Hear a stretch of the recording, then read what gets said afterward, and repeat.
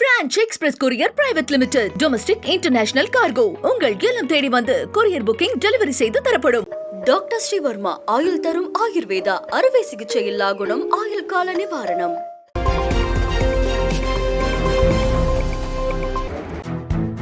தமிழகத்தில் +2 தேர்வுகள் இன்று தொடங்குகின்றன. இத்தேர்வினை 8.21 லட்சம் மாணவர்கள் எழுதுகின்றனர்.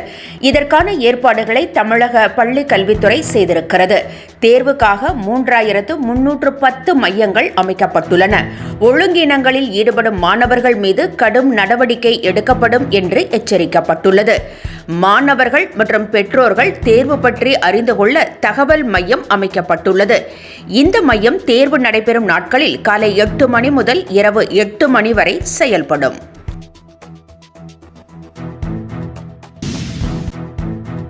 +2 தேர்வு எழுதும் மாணவர்களுக்கு ஆளுநர், முதலமைச்சர், துணை முதலமைச்சர் மற்றும் பள்ளி கல்வித்துறை அமைச்சர் ஆகியோர் வாழ்த்துக்களை தெரிவித்துள்ளனர். இந்த தேர்வுகள் உங்கள் உயர்கல்விக்கு அடித்தளமாகும் என குறிப்பிட்டுள்ள முதலமைச்சர் மு.க.ஸ்டாலின், மாணவர்கள் தேர்வினை மன அமைதியுடன், தன்னம்பிக்கையுடன் எழுத வேண்டும் என்றும், நீங்கள் இதுவரை செய்த முயற்சிகள் தேர்வில் நல்ல முடிவுகளை தரும் என்றும் வாழ்த்தியிருக்கிறார். இதேபோல +2 தேர்வு எழுதும் மாணவர்களுக்கு வாழ்த்து கூறியுள்ள துணை முதலமைச்சர், படிக்கும் ஆர்வத்துடன் உடல் நலம் மீதும் கவனம் செலுத்த வேண்டும் என்றும், தேர்வு காலம் முழுவதும் புத்துணர்ச்சியோடு இருப்பது மிக முக்கியம் என்றும், அப்போதுதான் நன்றாக படித்து தேர்வு எழுத முடியும் என்றும் அறிவுறுத்தியிருக்கிறார்.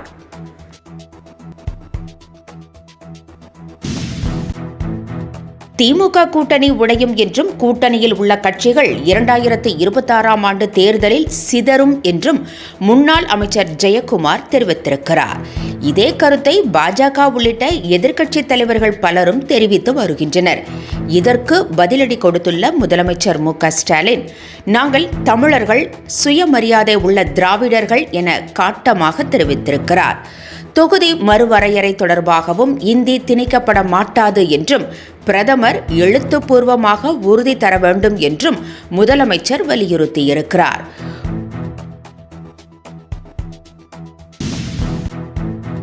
திமுக கூட்டணி ஒருபோதும் உடையாது என்றும், எதிர்க்கட்சிகளின் ஆசை ஒருபோதும் ஈடேறாது என்றும் திருமாவளவன் தெரிவித்திருக்கிறார். சென்னையில் SC/ST பிரிவினருக்கு உயர் பதவியில் இடஒதுக்கீடு வழங்க வலியுறுத்தி நடைபெற்ற போராட்டத்தில் பேசிய அவர், வரும் 5ஆம் தேதி நடைபெறவுள்ள அனைத்து கட்சி கூட்டம் மிக முக்கியத்துவம் வாய்ந்த கூட்டம் என்றும், இதை புறக்கணிப்பது ஏற்புடையது அல்ல என்றும் திருமாவளவன் குறிப்பிட்டார். தமிழ்நாட்டிற்கு இருமொழிக் கொள்கையே போதுமானது என்றும் கூறியிருக்கிறார். விடுதலை சிறுத்தைகள் கட்சி தேர்தல் வியூகத்தை தொடங்கவில்லை என்றும், அது தேர்தல் நேரத்தில்தான் வகுக்கப்படும் என்றும் கூறிய திருமாவளவன், திமுக கூட்டணியில் ஒருபோதும் உடையாது என்றும், உங்கள் ஆசை நிறைவேறாது என்றும் திட்டவட்டமாக தெரிவித்திருக்கிறார்.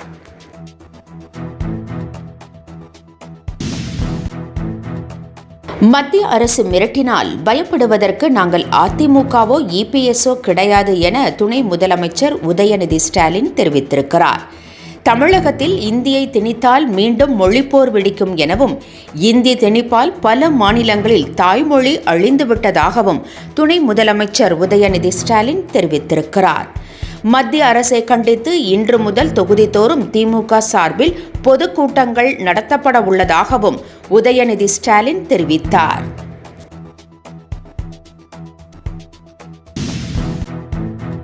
நான் முதல்வன் திட்டத்தின் கீழ் 41,38,000 மாணவர்களுக்கு திறன் மேம்பாட்டு பயிற்சி வழங்கப்பட்டிருப்பதாக தமிழக அரசு தெரிவித்திருக்கிறது. கடந்த 2022ஆம் ஆண்டு மார்ச் மாதம் 1ஆம் தேதி நான் முதல்வன் திட்டத்தை தமிழக முதலமைச்சர் மு.க.ஸ்டாலின் தொடங்கி வைத்தார். இந்த திட்டத்தின் மூலம் பொறியியல், பாலிடெக்னிக் மாணவர்களுக்கு பயிற்சி நிறுவனங்களுடன் இணைந்து திறன் பயிற்சி வழங்கப்படுகிறது. 10 பல்கலைக்கழகங்களுடன் இணைந்து கலை மற்றும் அறிவியல் கல்லூரி மாணவர்களுக்கும் பயிற்சி வழங்கப்படுகிறது. இந்நிலையில் 3 ஆண்டுகளை நான் முதல்வன் திட்டம் நிறைவு செய்திருக்கிறது.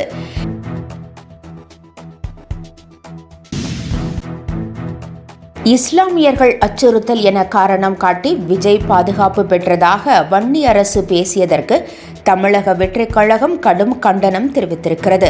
அறமற்ற பொய்யை வன்னியரசு பேசியுள்ளதாகவும் தெரிவித்துள்ளது.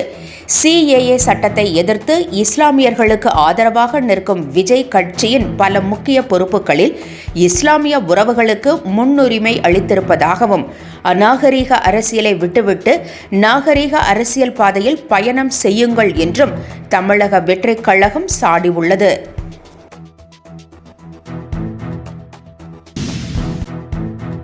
சொந்த கட்சியில் உள்ளவர்களை கூட கட்டுப்படுத்த முடியாத அன்புமணி தமிழகத்தை எப்படி கட்டுப்படுத்துவார் என அமைச்சர் சேகர் பாபு பதிலடி கொடுத்துள்ளார்.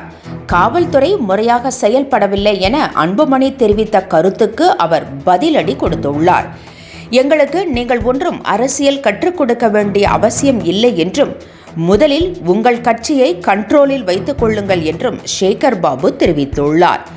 திமுக கூட்டணி அரசியல் லாபத்திற்காக ஏற்பட்ட கூட்டணி அல்ல என்றும் அது கொள்கை சார்ந்த கூட்டணி என்றும் மேலும் மேலும் உறுதியாகி வருகிறது என்றும் அமைச்சர் சேகர் பாபு தெரிவித்திருக்கிறார்.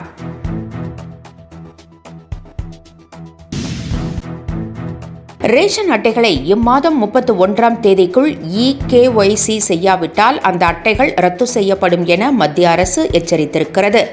ரேஷனில் வழங்கப்படும் பொருட்கள் சரியான நபருக்குத்தான் சென்றடைவதை உறுதி செய்ய EKYC கட்டாயம் என மத்திய அரசு உத்தரவிட்டுள்ளது. இதற்காக 31ஆம் தேதி வரை கால அவகாசம் வழங்கப்பட்டுள்ளது. இதுவரை 72 லட்சம் அட்டைதாரர்கள் EKYC செய்யாததால் அவை ரத்து செய்யப்படும் நிலை உள்ளது.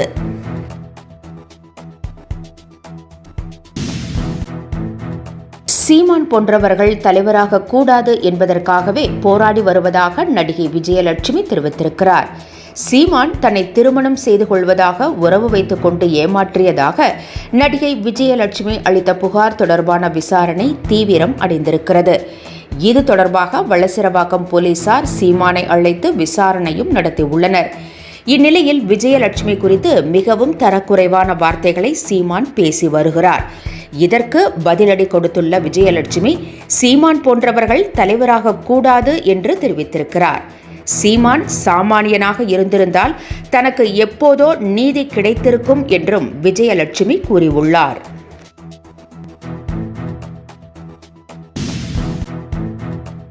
நடிகர் சிம்பு நடிக்கும் 49வது படத்தில் சந்தானம் நடிக்க உள்ளதாக தகவல் வெளியாகியுள்ளது. ஹீரோவாக நடிக்க தொடங்கியதிலிருந்து மற்ற நடிகர்கள் படத்தில் நடிப்பதை சந்தானம் தவிர்த்து வந்தார்.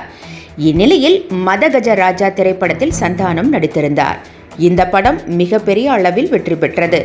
இந்நிலையில் சிம்புவின் 49வது படத்தில் சந்தானம் நடிக்க உள்ளதாக தகவல் வெளியாகியுள்ளது.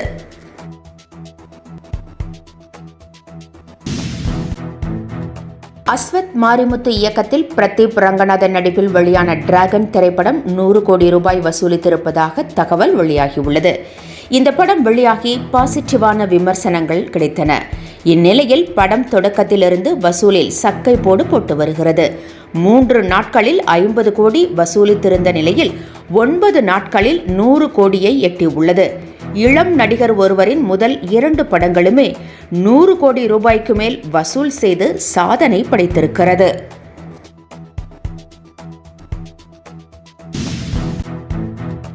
அதிமுகவில் யார் சீனியர் என எழுந்துள்ள கேள்விக்கு EPS பதிலடி கொடுத்துள்ளார். தங்களை விட்டு போக வேண்டாம் என எவ்வளவோ கெஞ்சியும் OPS கேட்கவில்லை என்றும் விமர்சித்திருக்கிறார். அவராகவே போய்விட்டு மற்றவர்கள் மீது பழி சுமத்தி பயனில்லை என்று கூறியுள்ள EPS தான் 1989ஆம் ஆண்டிலிருந்தே MLAவாக இருந்ததாக குறிப்பிட்டுள்ளார். ஆனால் OPS 2001ஆம் ஆண்டுதான் சட்டமன்ற உறுப்பினராக வந்தார் என்றும் அதிமுக மூழ்கும் கப்பல் அல்ல கரை சேரும் கப்பல் என்றும் காட்டமாக கூறியுள்ளார்.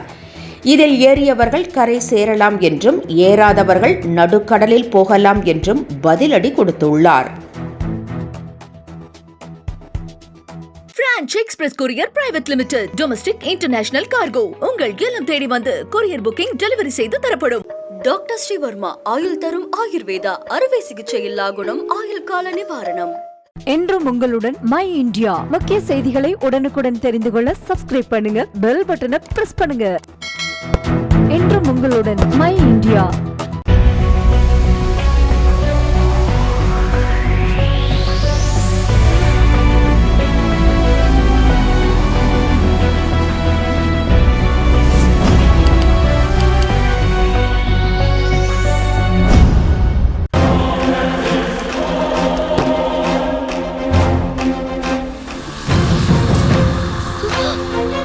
தமிழ்நாடு காவல்துறையை ரொம்ப குறைவா மதிப்பிடுறீங்க மிஸ்டர் நிவாஸ். லஞ்சம் தவிர்த்து நெஞ்சம் நிமிர்த்தி வாழ்ற போலீஸ்காரங்க தமிழ்நாடு காவல்துறை.